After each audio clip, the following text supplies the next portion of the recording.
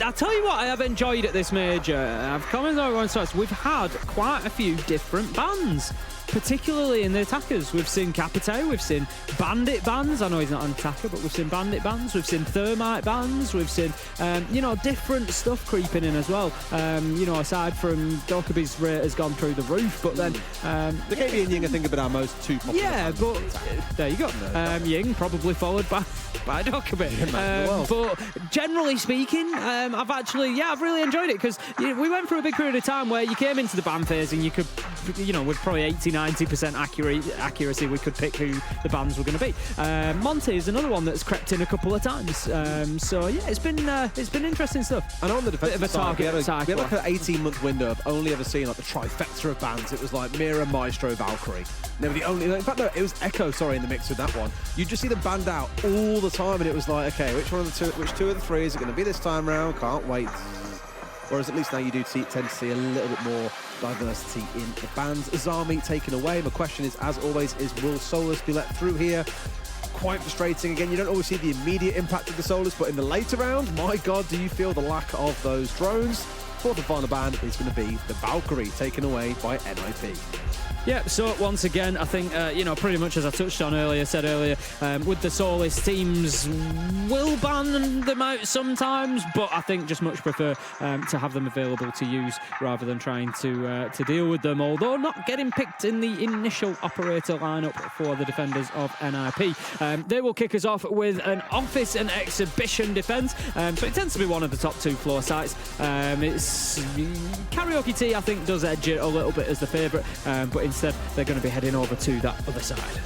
Indeed, they shall. Alrighty, let's get into this and see how the Latam showdown goes here on Skyscraper. As I said, starting out on that east side of the map. Does mean you're going to see an extension of some kind up towards Shrine and out towards the west hand side, or west side, that's not really a thing, the west side of the map. And that'll be the goal is to try and slow down FaZe on their push in. No doubt they will start looking in towards Geisha, for example, coming through Shrine. There'll be some pressure in towards Terrace and around Dragon itself, and probably even a little bit through the display window around site itself. But the main focus for NIP, again, is running that clock down and seeing FaZe really stall out. Not that I think they'll be able to do that, as really between these two teams, NIP are that slower team. You see this sometimes as well, the bar as well being knocked down. We've seen it a couple of times historically. Yeah, it just, I think, gives a little bit of a signal for the defenders. Obviously, they're aware then if anybody's getting particularly close. If someone punches it, the sound effect is there, and it's like, well, if I swing on you now, where can you go? And the answer is nowhere. No, you can lie down, and that is about it. You are guaranteed dead if they get the chance. So you'll see some teams burn things like frag grenades just to clear that barbed wire away. Cyber just going to take out the default cam, nothing more than that, before he heads up to the upper balcony just outside of Shrine, drawn immediately into a mute jammer. Going to be hoping probably that it landed just outside of the door and not inside, otherwise that one might be lost. Handy instead will be checking out Meeting before potentially going in, just going to open the wall into Geisha as well. I think they've recognised that there's a little bit of utility and attention being applied over there. Souls is going to open the external wall as well, so good early progress here from FaZe, looking to get themselves established inside of the map. Wizard on the Frost though, playing inside a drum, has the holes open as on the right as we see there, looking through into Geisha, so not going to be an easy push in for FaZe. I think the X-Carriers coming in onto the Geisha box was just to scare everyone away that's playing there. Same reason where you can't play Shaiko on Oregon Basement, for example, just north of E-Box in the basement, is once that wall is opened up, suddenly it becomes extremely dangerous to play it. There are angles onto you from the window, players from Geisha can come and challenge you. It's just not a safe place to be. So it has ensured that, at least for now, the west side is in control of FaZe. That said, there is still one player side Karaoke and T, and one around Drum as well. So don't count them out just yet. That mute's in there, and he's got a shotgun to swing coming on through. Cyber just very comfortably collects that one. Yep, picks up cons. Psycho is there for the trade though, so 4 versus 4 now. As NIP still holding the line here for the time being. They haven't let FaZe get themselves established anywhere beyond Geisha, and that's going to be an easy pickup for Wizard as well, despite the phone call coming in from the Dokkaebi. He's going looking for more. Not too worried about stopping that phone ringing whatsoever. At the end of the day, they know where Wizard is. He's confident in the backup he's got from Pino and holds on to that position. Well played, NIP. This now looks a bit strange because Vita King is out here entirely by himself, and he's the one with the diffuser. The other two members of of FaZe are off elsewhere by the looks of it. So Vidiking has got to do this basically all alone to bring the diffuser in with 30 seconds on the clock. He really needs backing up, and sure enough, now you can see Handy joining him up towards Shrine Balcony. You've got the Thermite of Soul stepping in back where we just saw Vidiking push through a couple of seconds ago. But it's still looking a bit ropey. There are 20 seconds left, and they haven't yet got out of karaoke and T-side. No, Wizard, I think, knew that Vidiking was pushing through that side, but didn't know exactly where. But as you say, it doesn't really matter too much. 15 seconds left to go. Wizard's job was more than done, holding onto that position. Handy just able to find the angle onto the Dreadmine, but every couple of seconds in order to take utility out like that is going to add up. Psycho's going to have a field day here as they move around the corner. Manages to get one. There's a second if he goes for it, but he won't need to. The time runs out, and that's going to be NIP taking the first round. Extremely slow, really, from FaZe there. I mentioned that it's normally NIP you see associated with slowness in the LATAM region, but FaZe there just didn't really look to get a whole lot done. As mentioned, once we had the initial kind of first minute and a half pass by, it was just Vidiking by himself hanging out towards that west side of the top floor. And it took another 20 seconds to 30 seconds or so for the last two players in Souls and Handy to rejoin him, which really indicates that at about that 90-second mark, there was no doubt a call from the team to regroup on the west side of the map after they'd lost a couple of players on that side. But really by then, it was just too little, too late. Still had so much to clear around Terrace, around Dragon, for example, and you saw them paying the price in the dying seconds of the round. FaZe, of course, had a tough game yesterday against Dark Zero, the only game of the day that went to overtime. And, you know, that could take its toll, of course. It means it was a later night for them than anybody else. It wasn't exceedingly late, but still, you know, by the time you've got packed up, got yourself back, it reduces the amount of time that you can prepare for today's match. NIP notoriously good at those sort of quick turnarounds and rapid preparation. So it could be a tough prospect for them today. NIP starting off well. Going to head across then to the other side. It's going to be Karaoke and T for them. So they're going to try for more of the same, I would imagine, just in reverse, essentially. They just want a mirror image of what they had last time, which is going to be holding on to Shrine, holding on to Drum, and just preventing that movement across the top floor. And probably a wider extension out towards Exhibition Office as well. It's having a couple of players in VIP and Exhibition just looking to challenge onto the soft wall that leads out towards the balcony on the south side, at least to begin with, just to put a bit of pressure onto the attack inside. And it's about these layered defenses that you fall back through as you lose the kind of like most weakly defended outer line. You have a mid-line you fall back to, it's a bit more stacked up, then you're falling back in towards site that's quite heavily stacked up. That's the sort of thing you're looking for here. And again, given how FaZe completely ran out of time in the previous round, for NIP, I would just keep on playing that playstyle at this point. Musa going to be the one out in that extension. Going to drop back now. 50 seconds done. Obviously deciding no more is required. Going to play up behind the shield. As you say, drop backs to that second line. Plenty of Wamai magnets out there as well to protect that shield. It's going to take at least 3 pieces of utility, plus the nade that would try to remove the shield. So they need to definitely think about that defense. A couple of C4s to play behind. Impacts on side as well. The clash, you know, with Fenrir. Lots of denial that they can sit behind here. So again, this is why you've got this extended hold going on, was really to burn that clock down, force FaZe into the final 30 seconds where they've got to push forward aggressively without really too much consideration behind the push itself. I just feel that could well be the end of the round if they don't get this move on pretty soon. A good nade almost catches out Wizard, put down to just 5 HP, if not a little bit less. KDS just trying for that vertical nade, not going to have any joy. Actually puts it back in pocket, which did him a favour. We can see from the silhouettes above that there was nobody there. Cyber involved in the opening battle once again, but this time will come away with the kill, taking down Muzi, and importantly, Des clearing out Shrine. It gives them the opportunity to work up and get in behind this clash. It could be dangerous times for Pino if he tries to move back too far. He's got to be really careful, because if he backs into Cyber at the wrong angle, he's going to die. And I think he knows it's here like he's doing now, but this really is where you want the call to come in for Handy, to be pushing him from the other side and shooting the clash in the back. So you can't look both ways at once, but that's why there was a great response from Psycho to get the shutdown on the other side, to free the clash up, to keep on moving back. Overall, really, really smart stuff coming out from NIP on the hold, and Handy has got to make this work on the push on through, sees the clash, and suddenly there's the Fenrir kicking in. Pino being taken down by Souls, who manages to find 2 in quick succession, closes out the round, and FaZe, they level things up at 1-1. Yeah, Geisha push, just completely caught it was much better from FaZe this time than last, particularly the kill onto Muzi as well from Cyber.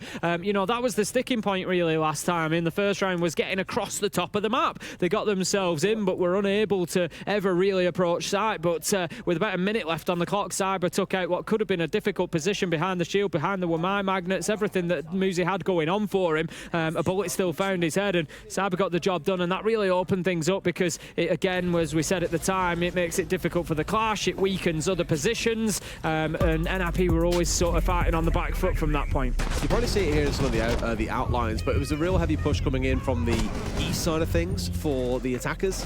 And I think when NIP read a bit heavily into the over-indexed for it, and this is the position that Souls got into in Geisha box, and just got two of them basically shot in the back there, no real big contest coming through at all. So a bit too much attention being focused on drum side, and, well, they pay the price for it, 1-1. 10 seconds remaining. Going to be moving on to Kitchen and Barbecue then, NIP, rather than going back to Office and Exhibition, which is available for them, but it's the site that they lost in the first round. So they're going to mix it up, do it a bit differently. The defense here will be largely the same, or at least similar to the one that we saw last round. They're still going to try to keep hold of Karaoke, Meeting, Geisha for the beginning of the round at least, prevent those verticals being used against them. You don't want to give up that superiority to the attackers. So for now, that's where the initial meetings will be, I think, as NIP will try to hold on. Well, for sure. We saw a brilliant clutch around Barbecue Kitchen the other day from Lycolis. A wonderful 1v2 that he won out with the Kite sniper pistol, and a great C4 to close things out at the very end as well. One of my favourite moments of the competition that we've had so far.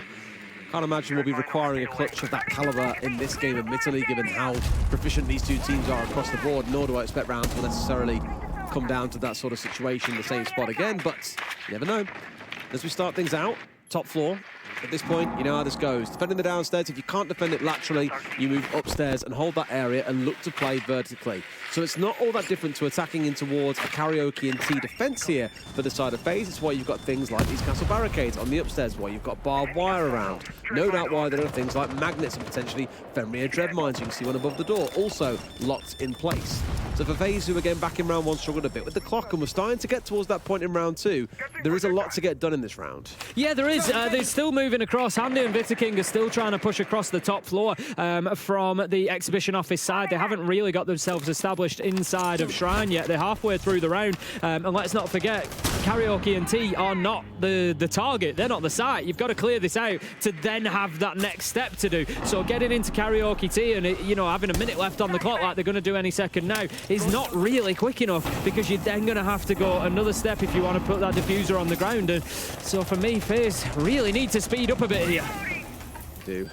Down to that last 60 now as well, and in a spot where at least some pressure is coming through, but no one really on the defensive side has been forced to get to, fall back to defensive position right now. Sure, they've let go of the shield. Now they've lost gold bars. The Cyber's found another. That's the kind of opening they were looking for, but now they've got to start the march on forward. Psycho missing a couple of shots there that could have been absolutely massive. Challenge from both sides. Full white flash, and most definitely being taken out by Cyber, who's found his way inside of the site. Makes it a 3K for himself, and it's a flawless round coming in for the attacking side. Great stuff by FaZe. It looks a bit slow, but once they pull the trigger, as soon as someone finds that opening, in this case it was Cyber downstairs, the rest of the team just kicks into action off the back of it. Yeah, it was beautiful. I know I said I was a little bit concerned about how much time they had left. 60 seconds left to go. They still didn't have top floor control, didn't have a kill, didn't have anything else, and 10 seconds later they've won the round. And that was, pretty much the positioning was, lined up face to face with NIP. So they've done great there to get in and win those gunfights and turn it around so quickly. That must send a message to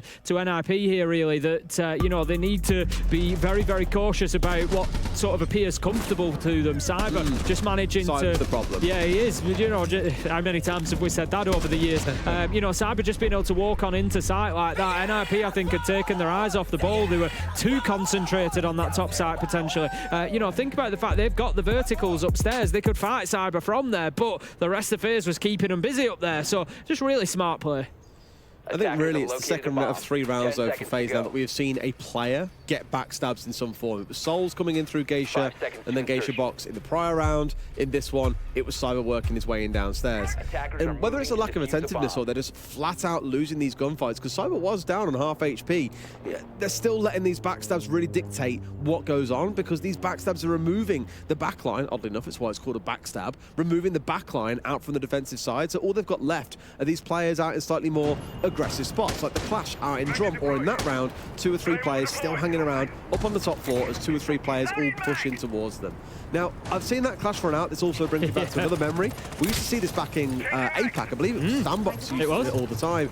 Would just frustrate the living hell out of people because you tried to get anywhere near the balcony, you'd get zapped out, you threw a nade, they'd just back away. Normally there'd be an ADS or 2 placed out here as well to support this. It can be infuriating to deal with as the attackers. Yeah, it's very difficult to get an angle on, like you say, particularly if there's a little bit of protection from that throwable. It's not the case for the Clash here, but I don't think that's really going to matter too much. But certainly one to give a try if you've never done that one before. You can frustrate an awful lot of time out there, take an awful lot of attention away from the attackers. But FaZe, they're not going to take their eye off the ball here. They're straight in, they're underneath, they're going to work up house stairs and look to challenge from that angle instead. Obviously, the big frustration with that Clash is you don't know if a second player is going to swing out behind them. There's no fresh notification of enemy defenders being outside the building. They'll just swing behind the shield and collect a kill quite comfortably. That's why you have to force them away. At this point, Pina, though, has gone searching for something else in life. Clearly a little bit bored with staring at a very bland grey balcony. He wants something a little bit more colourful and has worked his way back in towards hallway here, dug inside, trying to find information on what's going on the window itself, looking in towards sights. And at this point, I think we're probably also starting to feel the pressure as we've got attacks from all angles starting to bubble in. Cyber's going to come head-to-head around this corner, but he's just quicker. Cons getting taken down. Cyber's going for more. He's going to take out the Clash as well. Cyber is absolutely unstoppable so far today. Make that 4. This could be a real quick ace if he manages to find Muzi. He's hunting, he's searching, he's seeking. He secures the 4th. Can he find the last Des? Where is Muzi? I don't know. Muzi's off towards Shrine, so he's working his way back across here. They don't really seem to know where he is right now, and Cyber could get shot in the back. He's turned for him. He's gone for it, but Muzi has denied him the ace. It's simply not going to happen. But in a 4 versus 1, I think it's pretty fair to say Cyber has done his job, Tim. What a round from Cyber. What a game so far. If we have a quick look at his stats, 9 and 3 so far inside of effectively 4 rounds for him now. So going fantastically well. He's one of those players, once he gets going, you know, he's been like that for the longest time when he was on MRBR, when he's been on FaZe. If he just gets momentum, he's practically impossible to stop. He's an absolute nightmare. Muzi for the time being, I think, just looking for some stats here. He'll see whether he can get a kill or 2. He knows that the time is gone. He can't disable the diffusers anymore, so he's just playing for a little bit of target practice. I think they all are at this point, a little bit of stat padding, but it's only Muzi to walk away with the 1 at the very end. I wouldn't quite call that one a backstab, but it was the flank coming from underneath by Cyber that again opened that round up. I mentioned that the Clash was starting to feel a little bit threatened, and I think once they realised that, hey, there's someone potentially playing on Karaoke Window, we've got the KB coming in through Shrine Balk, and there's someone coming up below. I need to take a firefight on one of those angles, just so happened to choose the one that Cyber was on, and not too many have come off too well against Cyber in this game so far. Really dragging his team through a couple of rounds that, although could very easily have been won anyway, he certainly made it far easier for FaZe. Yeah, they need to find a way to deal with Cyber, is the top and bottom of it. It's difficult when Cyber's on the attack. It's always difficult to sort of target attackers, really. You know, when you move on to the defense, obviously, you know, you're going in against a team that you've done a lot of odd reviews on. You know roughly what the defensive setups are going to be. So you have a good idea where players are going to start or which operators they're going to use. So you can say, right, Cyber's having a great game. You know, years and years ago, in the sort of G2 heyday, we saw it done to Kanto, you know, absolutely relentlessly for a while after he came on to G2 and did you know, fantastically well. Teams would just go in 2 or 3 at a time, exactly you know where he was going to be playing, and they'd just swamp him and get the kill. And it's again something that, you know, maybe NIP will be able to pull out on the defense if this keeps happening and Cyber keeps himself going at the rate he is at the minute. But whilst he's on the attack, it's very difficult because you don't know where he's going to pop up. You don't know where he's going to move in from. I mean, at the minute, my guess would be Cyber's going to walk into sight. That'd be the place to start if I were NIP. Pretty fair to assume he'll be behind you at any given time. It's like punching shadows sometimes. It's not always going to be able to catch them. Here we go, the side of things off. Patch being brought along with that respect piece. You know, some teams turning towards the impact EMPs and saying, nah, that'll be enough for us. And so often, time and time again, has it proven not to be. But the wall being blocked away by the Kaid, who almost gets caught out, actually, by the nade that just came flying on through. This time around, it will most certainly be disabled, and off should go the wall. Yep, 50 seconds in, wall open. So FaZe can start that push across the side of the site, getting themselves into VIP if they wish. So it's again just that phantom pressure. They will look to no doubt clear off this second wall as well. Just having a look, they've got no more exothermics, but they do have the 3 Selma chargers. Wizard is playing right up against there. He's just gonna, no, he's actually playing on a separate wall, trying to keep that safe. It's the mute jammer at the minute that's present, just to deny the double wall there. So we will see whether they manage to get that site wall open or not. But as long as it stays closed, then IP are feeling pretty comfortable, I think. I think so. With a couple, well, 3 C4s, not even just a couple, but 3 C4s to play behind him. There's a lot to love, I think, in this setup coming out from NIP. Lots of denial. That is, of course, assuming, again, they don't get stabbed in the back by a member of FaZe just walking up a set of stairs somewhere or somehow managing to work their way into the middle of sight. For the most part, FaZe still focusing by the looks of it, though. At least for 3 of them, out towards the west side. A couple of them, though, are gathered up around display, around VIP, and are just waiting for the call more than anything else to say, now it's go time, go and make it happen. Wizard just waiting for that push that he thinks might come through drum door, but isn't going to at the time being. As you say, Cyber just working underneath, whether he's going to push up house stairs or come to try and challenge from behind, we will see. KDS manages to get one, Handy another, and yet again it's another round that's going in the favour of FaZe. 45 seconds left to go, and it feels like they've pushed that go button again, Des. They're pushing in, they're finding kills. Handy manages to get Muzi. There's a couple for NIP, but it's not going to be enough because knock knock, guess who's there? It's Cyber again, taken down by Wizard this time, but the Bandit has got a lot to do, leaves himself exposed to KDS, who picks up the final kill, and FaZe are starting to run away with things. It reminds me a little bit of old Wolves, and that sounds weird to say, but Wolves used to have a thing on Clubhouse, especially when attacking in towards gym and bedroom, and even executing in towards the basement sometimes, where there'd be this very obvious 3, 2, 1 countdown, and then everybody starts moving. And you saw that there, really, when the first 2 kills came through, immediately Cyber is up through house stairs, is in through VIP, is joined by someone behind him to play for trades as well, and they were pushing so aggressively in towards exhibition. And what that's really doing is soaking the attention of any players that are on the north side of those 2 sites, drawing them to look north rather than towards the south where the initial push started off. And so you've got a team in NIP then being pulled upwards, downwards, left, right, seemingly everywhere, really being stretched there. Comms are no doubt getting really stressful as well because everyone's calling out different things at different parts of the map all at the same time. And it's a really good overwhelm tactic that FaZe are employing here. And so far, it's got them 4 rounds on the attack of Skyscraper. That's not an easy feat. Not at all. You've got to really worry for NIP at this point, to be honest. You know, get FaZe onto the defence, and I think it's going to be a little bit of a struggle because not only are they just on top of things, they're just hitting shots at the minute. The Brazilian teams, W7M, we saw it against SSG in the last game as well, certainly on point today when it comes to the aim, and just showing why they've got some of those, you know, some of the most sort of high-skill players in the world, really, as many of the teams at the major do here. But boy, oh boy, are the Brazilians putting it on show today. Frustrating, no doubt, as well, because Wizard just walked to 3K in that round. I didn't really clock in all the madness of it, but he did indeed find himself a triple kill. Just one of those ones where it's kind of a meaningless kill, as they call them, where it's a case of you've got the kill, sure, but your team still lost the round, and it was more just kind of the show than anything else. Potentially could have brought it back for his team, but at the end of the day, those kills are worth nothing, unfortunately, outside of some stats for him on CGG. On we go, they're up 4-on-1 for FaZe, and NIP, they need something here, Tim. I feel like you cannot be going into the attacking side of this map, knowing that NIP can be quite a slow team sometimes, down 5-1. Well, the problem with 5-1 is that FaZe only need to find one site that they can defend. You know, they can lose every other site that they go to. They can win that single site 2 times over, and that's it, they've won the matchup. Sure, they don't want it to go to 7-5, but they're not really going to care. At the end of the day, if they get the win and go on to 2-0 in the Swiss, that's all they're going to be interested in, because one more win tomorrow would see them then going through, and they also get that additional chance. Anybody on 2-0 at the end of today gets 2 chances to get that final best of 1 win that they need. So there's a lot at stake here, particularly.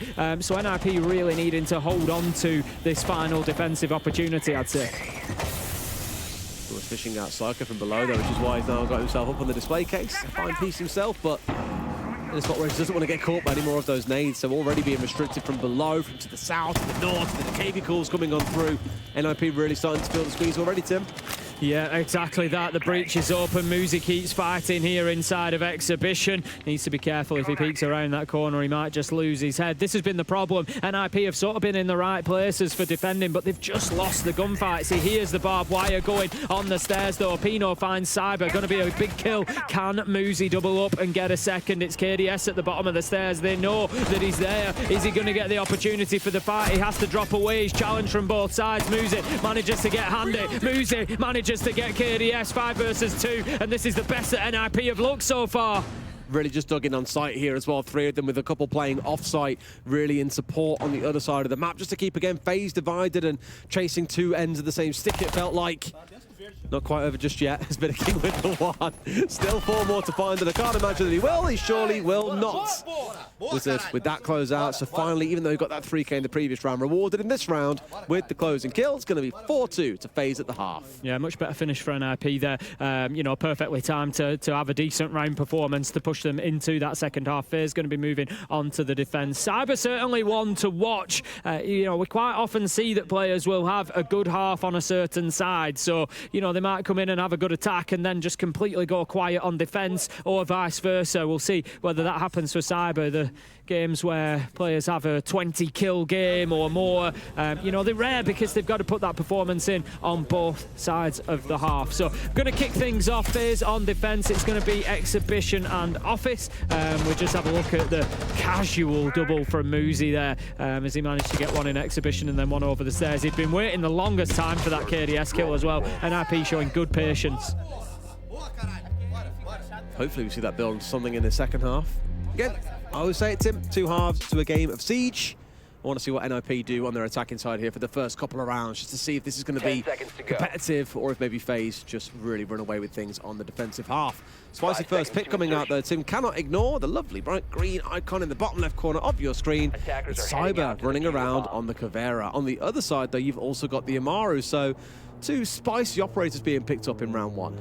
Yeah, Cyber's certainly feeling it. He's going to keep himself off the radar, or attempt to, inside of the bathtub. Will likely come out once the round gets underway. It's 20 seconds in, but give him another 10, 20 seconds, and I think we'll see him. He's waiting for this. He's waiting for Muzi to try and push in through the little closet window there, I think, but I'm not sure he's going to get any joy with it. KDS is trying to keep those drones away from his Caveira. You've got to ask the question, do they know of Cyber's existence yet or not?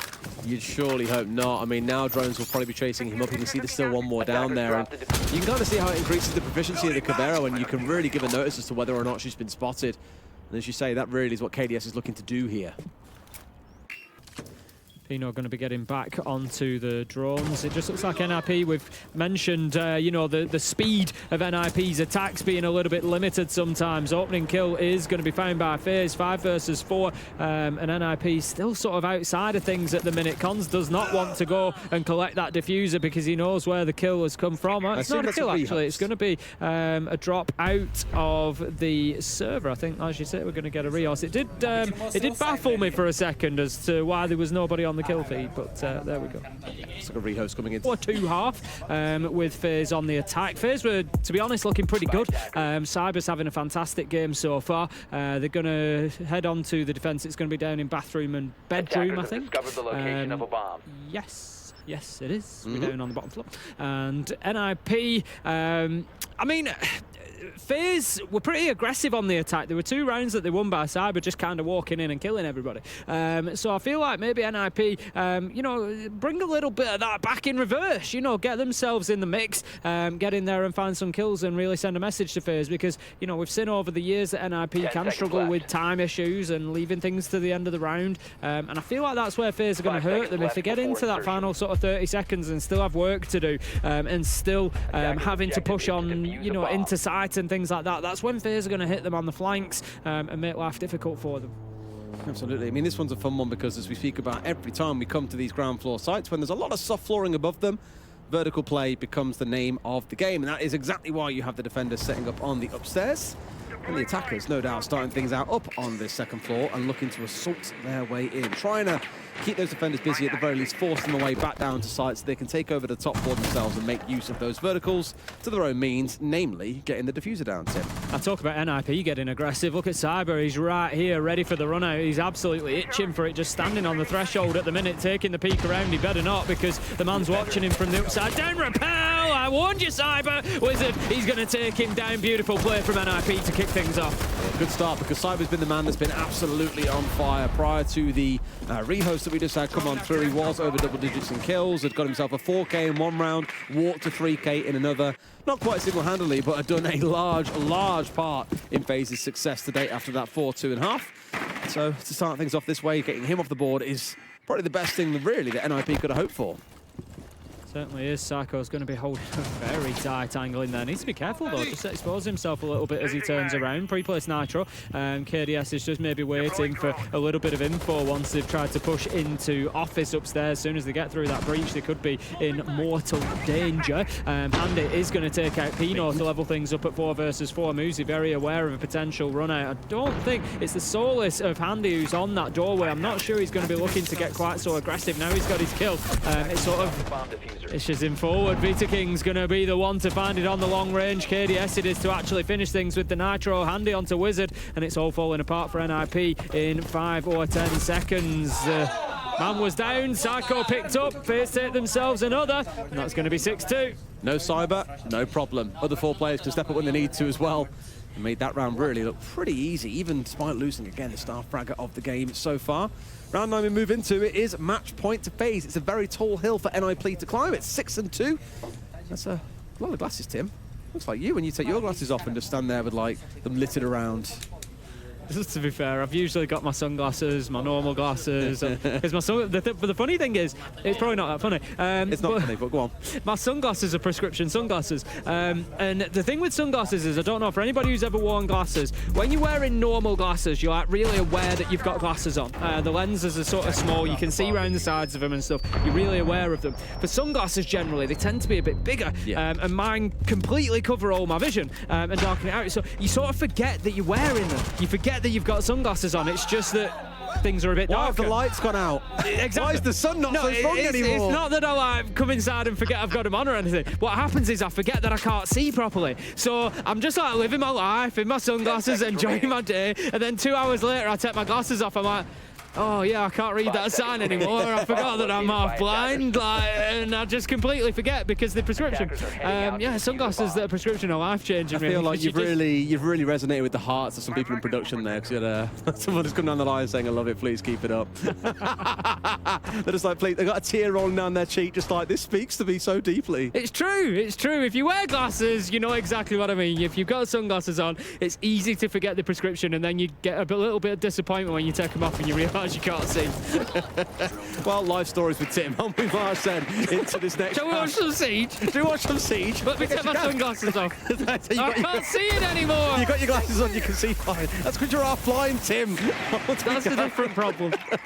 Geisha has been opened up here, NIP getting started in the round. Handy's holding off onto red stairs. Just keep an eye on Geisha with a small little rotation he's got through, more for visibility and taking a few pot shots than anything else. However, the Glaz and the Officer, really the two driving forces on this attacking lineup here, and already Cons is in, Window is inside, smokes are out. Look at it, it's absolute chaos inside of karaoke. Not really the kind of party anyone imagined, and certainly not the one that FaZe intended either. NIP have the diffuser down, 2 kills have come on through, but now they've got to try and get this diffuse off at 4 versus 2. There's still one more out on the window, it is Psycho. If they get rid of Muzi, it's all they've got to worry about. But Tim, you don't just get rid of Muzi, he gets at least one. There's going to have to be a double jump out here, Tim, to make this work.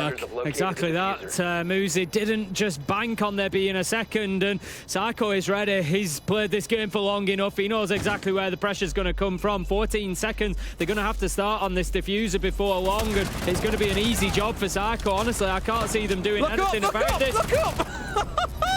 He had so long outside that building and still couldn't find his man. Will get killed off, but not enough time. Handy finds a 3K, but NIP keep themselves in this for at least one more round. Well played from NIP. I like the choice. They saw the opportunity, and sometimes you just got to take it. You can get in there and get the diffuser down, especially when you've got an officer on side as well. Yeah, we can get the Talon shield down. We can get the job done. There was only really one way that plant was going to be stopped, and that was with a Nitro from below. And they just weren't in position, FaZe, to do that. So, well played, NIP. You know what, Tim, actually, an apology thinking about it. Do you?